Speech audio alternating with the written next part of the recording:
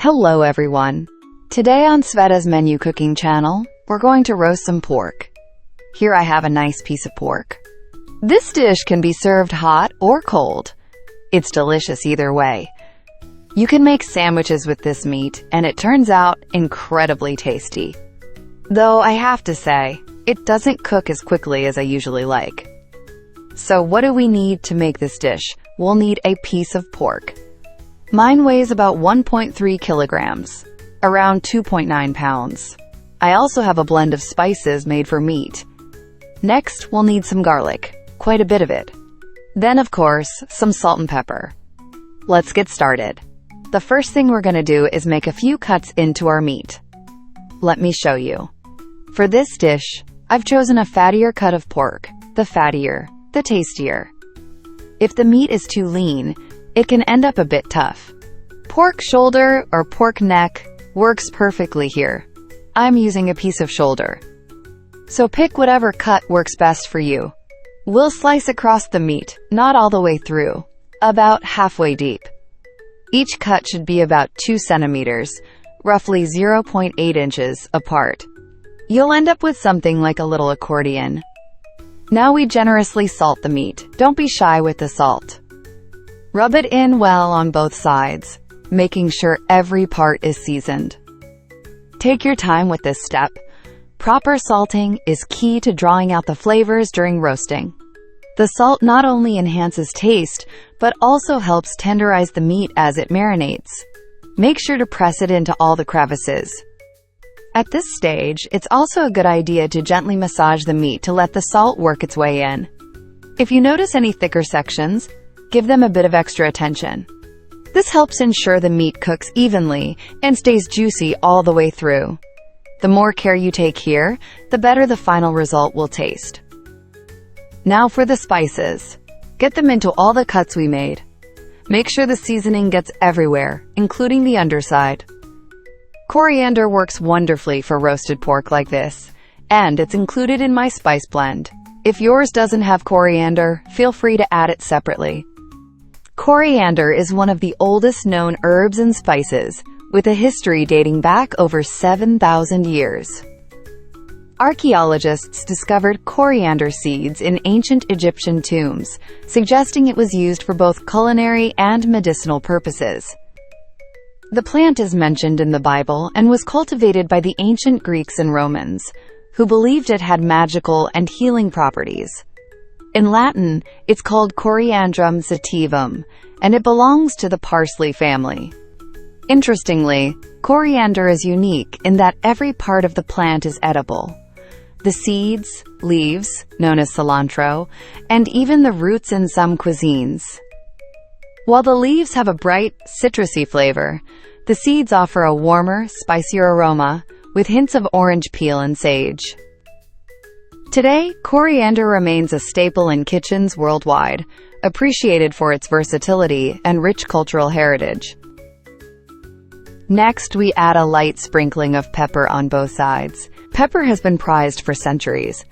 In fact, it was once so valuable it was used as currency. Its bold flavor enhances meat by adding warmth and depth. Then we're going to add the garlic. I'm using a garlic press, but you can grate it finely too. For this size of meat, I'll be using about 5 or 6 cloves. Spread it all over the meat. Don't forget to get the garlic down into the cuts. Guys, the smell is unbelievable. Absolutely amazing. As you're rubbing in the garlic, take your time to really work it into the surface of the meat. This is where the magic happens. Every slice and fold in the pork is going to soak up all that flavor. The combination of garlic, salt, and spices begins to create a savory crust even before we put it in the oven. If you've never done this by hand before, don't rush it. Use your fingers to massage the seasoning in. It's a satisfying, almost meditative part of the cooking process, and it makes all the difference.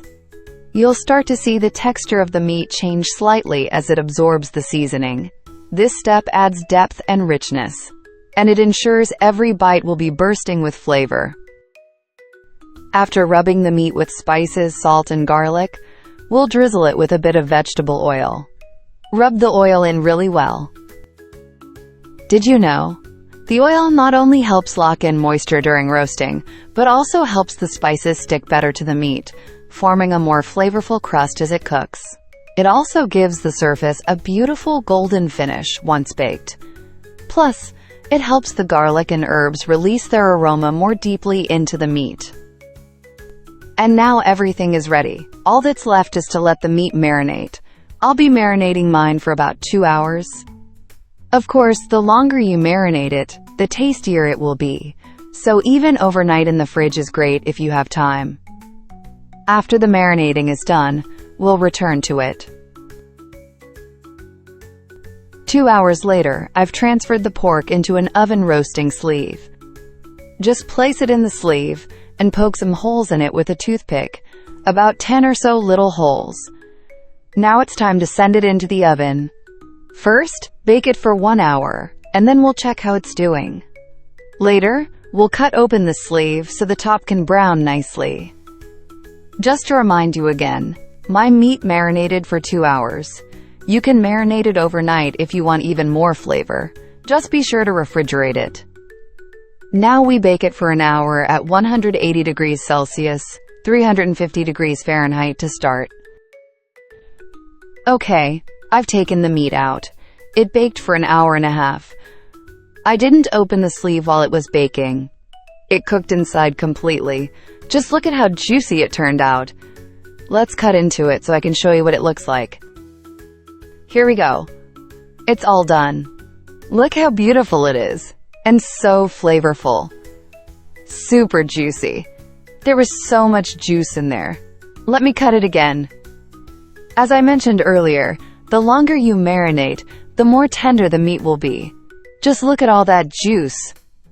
Let's give it a taste. Honestly, it could have marinated just a bit longer, but even now it's delicious.